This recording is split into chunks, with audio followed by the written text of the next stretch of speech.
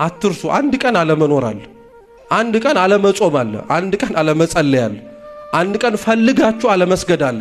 አንድ ቀን የተከፈተልን የሁላችንም መንግስተ ሰማያትን የምንወርስባት የመዳን ደጅ ትዘጋለች። ከሞትክ በኋላ ምንም ልታመጣ አትችልም። ካለፍክ በኋላ ምንም ልትሆን አትችልም።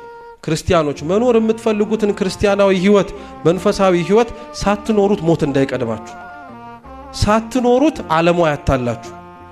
እውነቴን ነው የምላችሁ። በጣም የምንኖርበት ጊዜ ፈተናውን ያከበደው ፈተናው በጣም የሚከብድ ስለሆነ አይደለም። ከፈተናው ክብደት በላይ የእግዚአብሔርን አሻጋሪነት እኛ ሁላችንም ስለረሳ ነው። እናንተ ማናችሁ ተብላችሁ ተጠየቁ። ልክ እንደ ቅዱስ ቂርቆስ እኔ ክርስቲያን ነኝ የምትሉት እግዚአብሔር ለኛ ባህርን ከፍሎ ያሻገረን አይደለም፣ በእሳትና በውሃ መካከልም ያሳለፈን። ችግሮቻችን ገዝፈው ይታዩናል እንጂ ከችግራችን በላይ የእግዚአብሔር ድል አድራጊነት ሊታየን ያስፈልጋል። ይህን የምናይበትን አይን ለሁላችን አምላካችን ይስጠን።